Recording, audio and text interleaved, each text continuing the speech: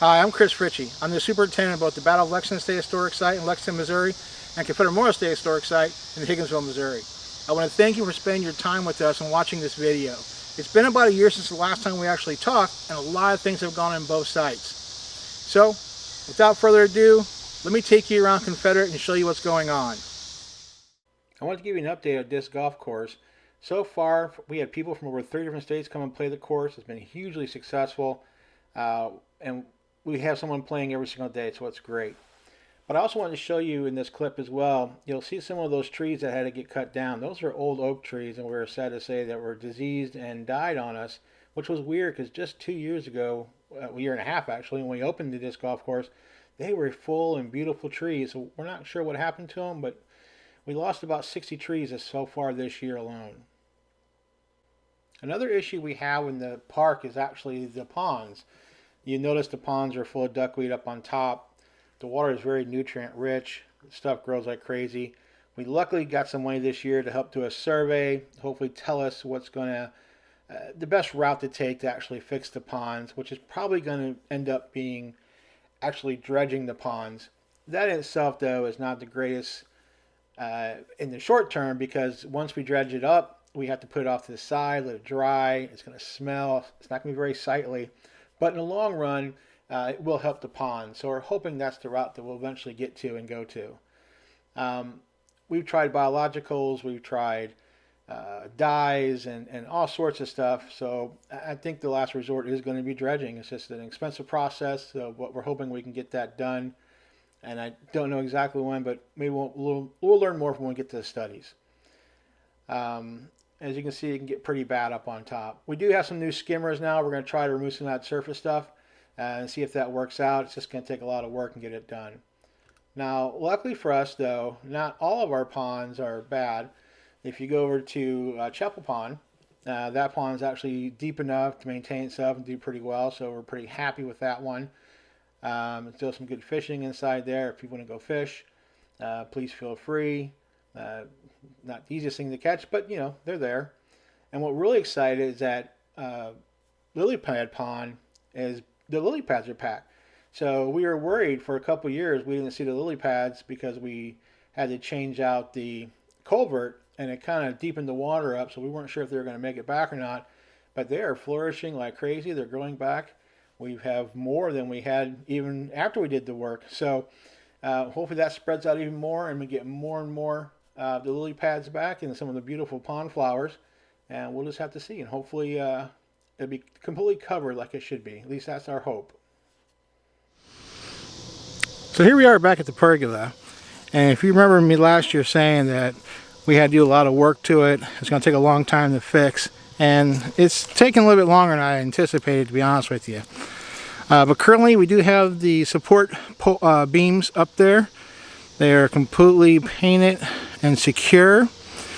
The cross beams, which I'll show you a little bit later, are actually also almost done, painted.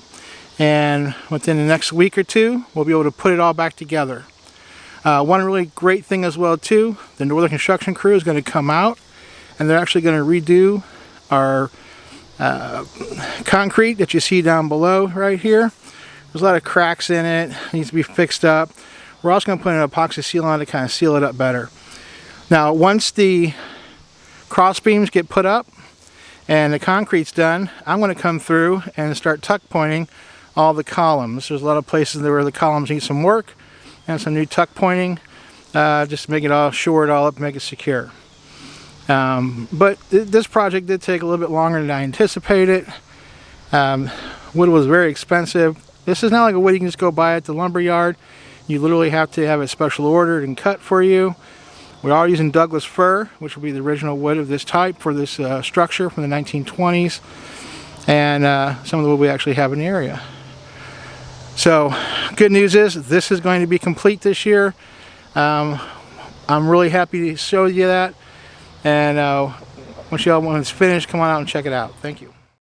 So these are those cross beams I was talking about that we had cut, and these are the ones that we have completed so far. They've got double primer, double paint on them. These are the ones we just painted, and they're just now drying and finishing up. I believe The ones that we just saw were finished, it's drying. These over here have to receive their second coat still. And every crossbeam weighs anywhere between 70 and 80 pounds. So they're not the lightest things. They're 4 inches thick. It took quite a bit to cut them, actually. You just can't take a jigsaw to it and cut through it. You really have to finesse it. And we try to put that original design back on it as well, too. So that gives you, they're about 16.5 feet long as well. Now let's head over to the shop real quick. I got Gary working inside there, working on the 4x4s, which are the support of the support that hold up all those beams as well. He's down there sanding them away and looking at me like I'm crazy. Those will actually be cut and painted as well, and they'll get them probably next week. And we have the last 3 sitting right down here that will also be painted. I'm also excited to say that we have new water lines and sewer lines coming into the park as well. And the site you're looking at right here is hopefully one day we'll be putting a new restroom inside here with flushable toilet. Well, that's a little bit what's going on here at Confederate Memorial State Historic Site. Why don't we head over to Lexington now and see what's going on over there. See you in a bit. Well, welcome back. Here we are at the Battle of Lexington State Historic Site. Right behind me is the Anderson House, as you guys can see. And a lot of things took place here this year that we did to really help maintain it and bring it back to life in a sense. So, you know, 2 years ago, we did all the windows, took them all out and redid them. Last year, we started the process of actually fixing each individual room, repainting it and fixing any cracks there might be in there. We continue that this year, and Jeff actually went out and actually did a whole bunch of the other rooms inside there. He also redid some of the doors that we have. Some of the doors are just not surviving or lasting. So, and he did the old-fashioned way. It was all by hand, no metal or anything like that, all pegs and all. I can't even explain what he did, but they look fantastic, and we'll show you those in a little bit. He also worked on the front porch. The front porch stairs are actually falling apart, kind of. There was, you know, wood rots over time, so we had to replace all that and put some new stairs in. And then hopefully for next year, we'll actually be putting a whole new decking on top of the front steps as well. But a little bit every single year. Jeff's only one guy, so he does amazing work when he gets a chance to do things. But that's part of the things that we have going on inside the Anderson house, and I'll take you through there and show you some of the work that he actually did. So let's head inside.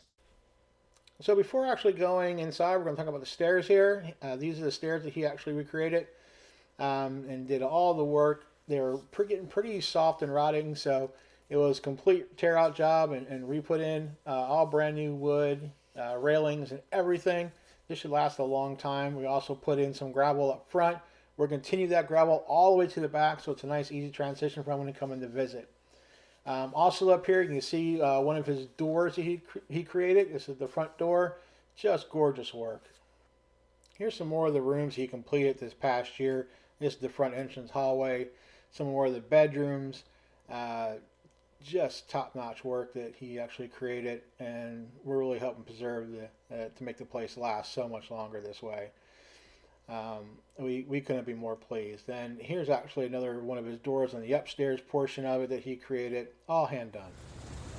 Now, besides maintenance and taking care of the historical buildings and structures, we also do programming in the park. At the Battle of Lexington, we offer 2 different tours. One is the Anderson House tour, which is at 10, 12, and 2, and the Battlefield tour, which is at 11, 1, and 3. Now, I'm really excited to say that this year the Battlefield tours really took off, and it was nice for that to happen because it's the reason why we're a site. It's the Battle of Lexington State Historic Site, so we're really going to tell that history about the site. Marissa actually took care of us down at Confederate, and she had an amazing book club this year talking about astrology, and she talked about, you know, the stars and the moon and the constellations. She had a guest speaker actually not show up, but call in like a WebEx with the kids. And she was all the way to Oklahoma. They could interact back and forth with each other though. And she told the stories of the constellations and how they got their names, and some of the traditional stories and some different stories that you don't normally hear about how those constellations were formed, depending on the culture. Marissa also built a planetarium. This planetarium is about 20 feet long, about 8 feet tall, and you go inside it. It's blown up from just a box fan, She made and there was chairs you can sit in. There's a homemade projector that shot the constellations up on the top of the ceiling there, and they told the story of the different constellations to anyone who actually came and visit. So really cool programming taking place. Now this month in September, the 21st, we actually have a Living History Day going on here at the Battle of Lexington. We'll have reenactors coming out, and they'll be doing the charge of the Anderson House. Then you get to interact with those guys and kind of feel and learn what it's like living in that time period. That was the idea behind it.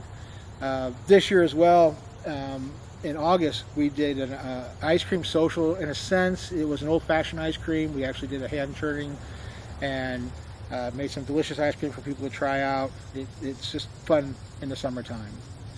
We also did an owl prowl. People went out, and you wouldn't think normally in a historical site that you get out and do some nature programming, but an owl prowl can be done anywhere. And Carla, our interpreter here, she took them out, walked the grounds. She has a great sense of calling them, and they answer back, and people just love it and just get a kick out of it. So next time you come in, look at our website, see if any programming is on, or you can always call us as well, and we can tell you whatever kind of events or programs are taking place in the immediate future. One of the most important things I have is my staff. At Lexington, I actually have 2 full-time staff. I've got Carla, my interpreter, and Jeff, my main maintenance guy. Down at Confederate, I actually have Marissa, she's my interpreter down there. I have Brad as my lead maintenance, and Corey is my maintenance guy.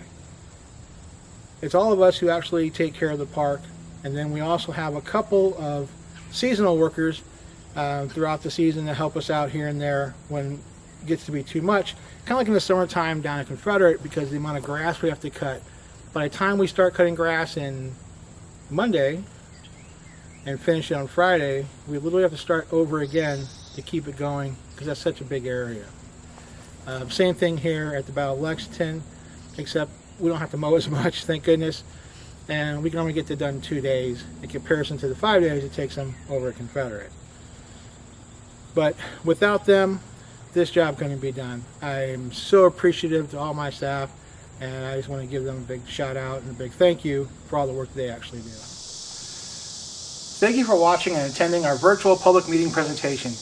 Please feel free to share this link with your family and friends. We welcome your feedback, as this video will be posted until the end of the month.